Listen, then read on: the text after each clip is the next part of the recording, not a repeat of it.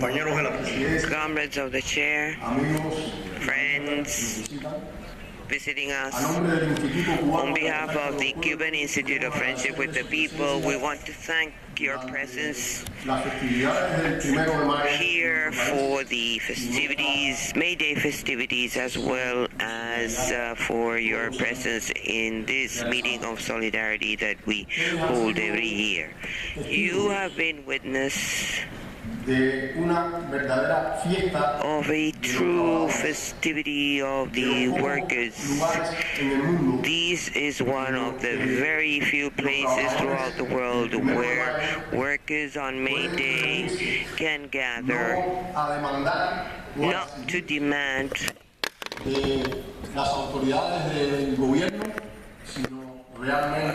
things from the authorities, but they gather to celebrate International Workers' Day. In some countries, May Day is not even a holiday, and they try to hide the true objective of this International Day, and they even have another day in the year to celebrate the Workers' Day as a holiday, with a distorted objective of what the International Workers' Day really means. I want to take this opportunity of having your presence here. There is a high number of trade unionists from different parts of the world. The International May Day Brigade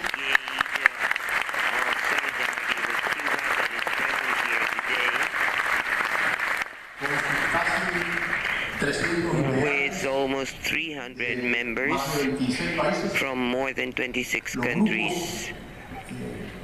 The groups that through ICAP visit us to participate in the May Day celebration and to participate in this meeting, the leaders of solidarity movement that accompany us, those who will also participate in the event against military bases starting on May 4th in Guantanamo. I want to take these opportunities so that on my behalf and on behalf of Gerardo, Antonio, Rene, and Ramon and our families, I want to thank you for your participation and contribution, your decisive and active participation in the struggle for freedom.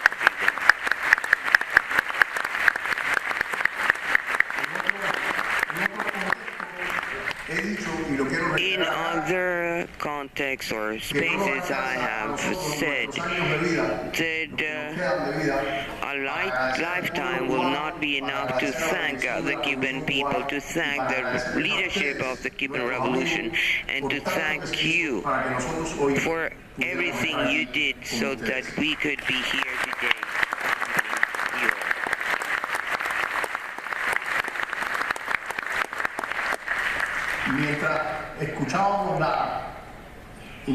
As we listen to the different speakers today, what Comrade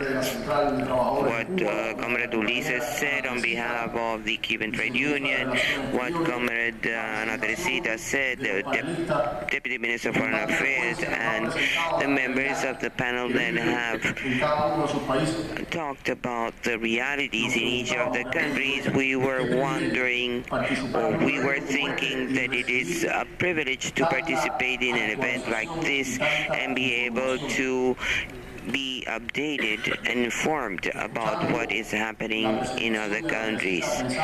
When I was listening to Ana Teresita, I was thinking that the friends and comrades that are gathered here today are receiving a lot of information about Cuba's foreign policy and the context or the situation we are living. And when we heard the members of the panel, we thought that it is very important that visitors from different parts of the world know about this reality and about their spirit of struggle. Despite the setbacks in Argentina and in Brazil, in the case of Argentina with the election of a right-wing government, and in the case of Brazil with something that cannot be qualified, that can only be qualified as a coup d'etat. But there they are fighting and resisting, and we are sure that popular and progressive processes will come to power again in this country. We were listening to the different comrades and we were thinking that we were thinking about the priorities and topics regarding solidarity with Cuba, which are reflected in those presentations that have been made so far. First and foremost, the struggle for the lifting of the economic, commercial, and financial blockade that is still in place and continues to be the main.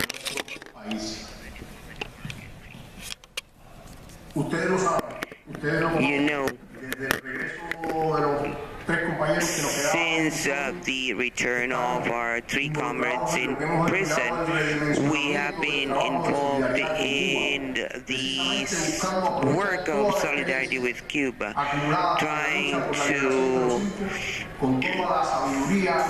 make the best of all the experience and the wisdom and unity expressed in that effort to liberate us and to apply these experiences to the struggle for liberation and the struggle for the lifting of this blockade that is still in place. We understand that you work in a context where the information that you get is not the information that we have in Cuba. For years, there was no announcement from the capital of the United States regarding Cuba. Whenever an announcement was made, it was about a measure, a hostile measure, an aggressive measure towards Cuba. Since December 17, 2014, most of the information that the different solidarity movements in which you work is not the information that comes from our round table, nor from Grandma newspaper, but from the big mass media. And those of you who listen to a U.S. spokesman saying that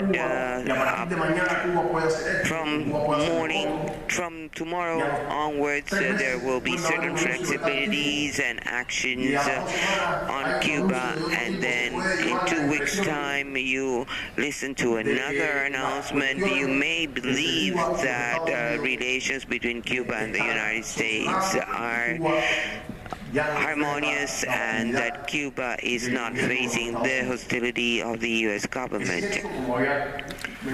As Deputy Minister of Foreign Affairs mentioned, in some topics of interest for both countries, some progress has been made,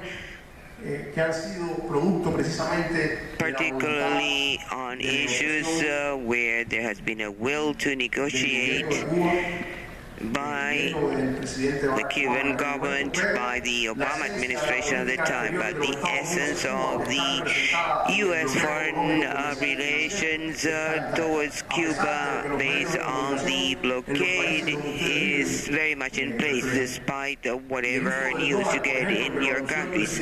And the use of the dollar that was announced by President Obama just a few hours before he took the plane to come to visit Cuba, that Cuba would be able to use the dollar in its commercial transactions, is still pending. It's not a reality. So the fight against the blockade continues to be a priority in the solidarity actions with Cuba.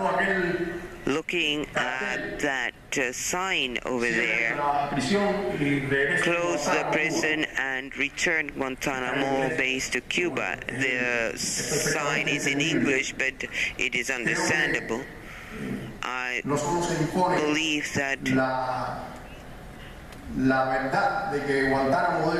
it's not only the fact that Guantanamo has to be returned to Cuba, but this has to be in the debate agenda, because if we analyze the reality in the United States, what they discuss is if they are to close the prison or not, what they are going to do with the prisoners in Guantanamo, what treatment will they get. But we have to work gradually to discuss the injustice of the base in Guantanamo and Cuba's right to get it back. It's not just about closing the base or closing the prison. They have to close the base and return the territory to Cuba. This is an effort in which we should all be involved. I know that you have been doing a lot about that, but I think it should be a priority. We have discussed here about the fact that we don't have the means of communication in our hands, but we have the truth. And what should we do with that truth? We have the social networks. Nobody can take that away from us. And we have to make better use of those social networks. We don't have the mass media, but we have those means to disseminate our truths and to wage our battle through the social networks so that we can defend our truth.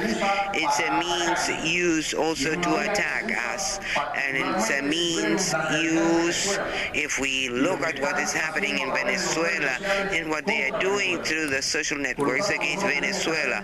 So we have to make our best efforts so that the social network will become a means in which we can wage also our battle and win our battle through these means.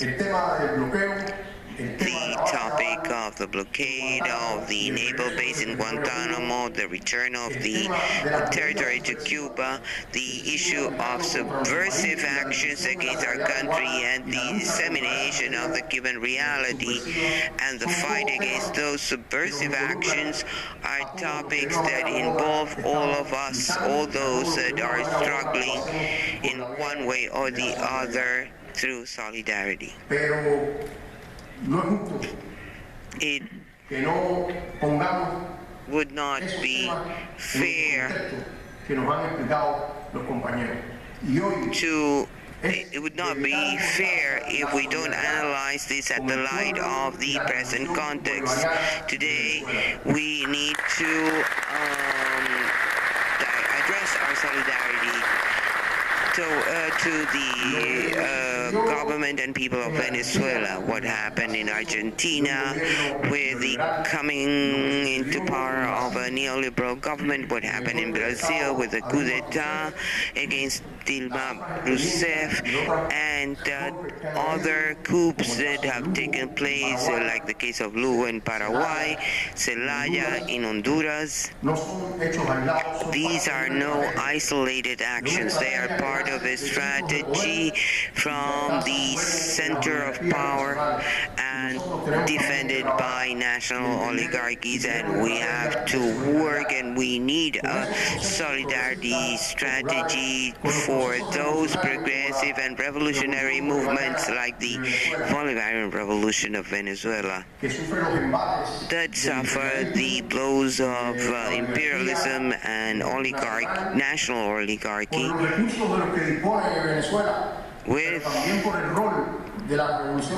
because of the resources that they have in Venezuela and because of the role of the Bolivarian Revolution in awakening the revolutionary consciousness in our continent, the need of for integration and unity, and the struggle to attain our true independence in Latin America. We have the duty to support with all our energy the revolutionary and Bolivarian process in Venezuela. What would happen if that process is defeated and the Venezuelan people is struggling, led by Comrade Nicolás Maduro, so that would not happen. And they are fighting very hard, and we have to accompany them in that battle. We have to accompany them, and we have to do our work united. We have to work towards unity of our forces. That is what gives us strength. That is what has allowed Cubans to resist and what has led us to victory. The freedom, the fight to free the Cuban Five is an example of the unity of different movements and forces and how they were able to succeed. Let us fight based on the strength of the victory of the comrades that returned on December 17, 2014, with the happiness that this brought us and the satisfaction of being part of a long struggle that succeeded with security and our strengths. Let us fight for these objectives, for the lifting of the blockade, for the return of the base in Guantanamo, and let us give our solidarity with the Bolivarian Revolution in Venezuela and the progressive movements in our region. We are convinced that with unity and with your endeavor, we will also succeed